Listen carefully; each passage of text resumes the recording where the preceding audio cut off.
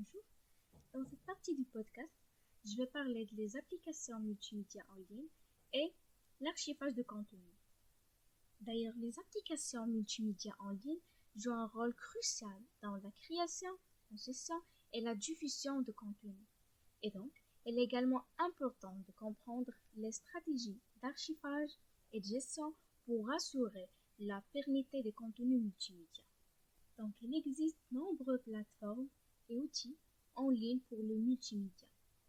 Par exemple, la plateforme Vimeo, YouTube, SoundCloud, Adobe Creative Cloud et Canva. Et pour l'archivage des contenus multimédia, il est essentiel pour assurer leur accessibilité et leur intégrité à long terme. Et parmi ces stratégies, on a le sauvegarde régulière, l'utilisation de formats durables, documentation et la métadonnée détaillée, et aussi le stockage sur des supports fiables. Donc la gestion de contenu implique l'organisation, la gestion et la distribution des ressources multimédia. Et parmi ces outils et pratiques, on a le système de gestion de contenu, CMS, l'indexation et le balisage, le contrôle d'accès et la permission, et l'analyse et le rapport d'utilisation. La deuxième partie dans ce podcast, c'est du multimédia et la pédagogie. Et comme introduction, l'intégration du multimédia dans la pédagogie transforme les méthodes d'enseignement et d'apprentissage. Et ça, elle offre de nouvelles opportunités pour engager les étudiants et améliorer leur compréhension. Donc le multimédia peut être intégré dans l'enseignement de diverses manières. Parmi ces manières, on a les vidéos éducatives, les présentations interactives, les simulations et les animations, et aussi les jeux éducatifs et les ressources en ligne. Et parmi les avantages du multimédia en pédagogie, l'utilisation du multimédia en pédagogie présente plusieurs avantages. Parmi eux, on a l'engagement accru des étudiants, l'amélioration de la compréhension des concepts, l'accessibilité des ressources pédagogiques, la facilitation de l'apprentissage collaboratif et finalement l'adaptation aux différents styles d'apprentissage.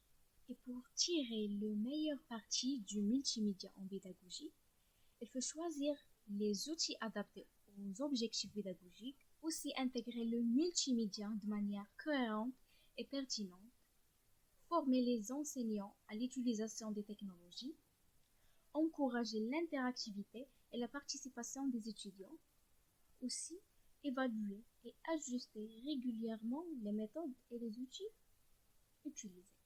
Pour la troisième partie dans ce podcast, je vais parler des fondamentaux, la photographie et la palette de couleurs.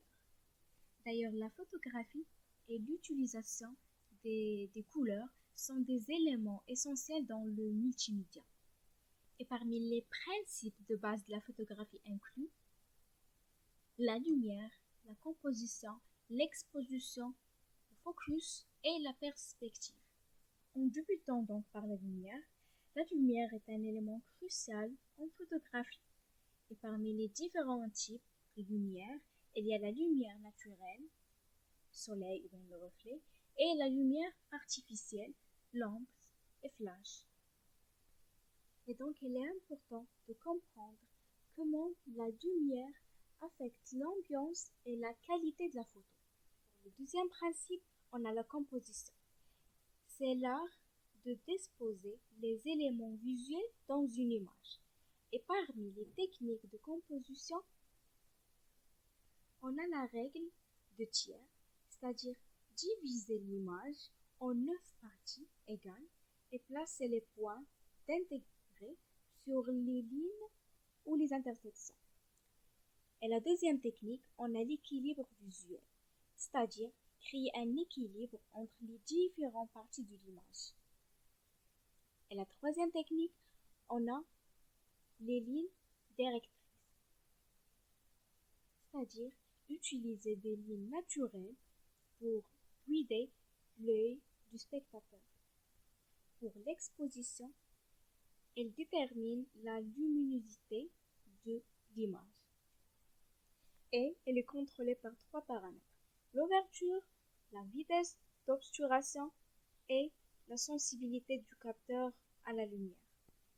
Pour le principe de focus et perspective sont essentiels pour diriger l'attention du spectateur et assurer une mise au point clair sur le sujet principal. Et pour les palettes des couleurs, est un outil puissant dans le multimédia. Comprendre la théorie des couleurs permet de choisir des combinaisons de couleurs harmonieuses et créer des émotions et des sphères spécifiques et aussi améliorer la lisibilité et l'esthétique visuelle. Les théories de couleurs explorent les relations entre les couleurs primaires, secondaires, tertiaires et le schéma de couleurs monochromatiques, complémentaires et analogues. Et donc l'utilisation efficace des couleurs peut renforcer le message et l'impact visuel. Alors comprendre les principes de base de la photographie et de la palette de couleurs est essentiel pour créer des contenus multimédia attrayants et efficaces.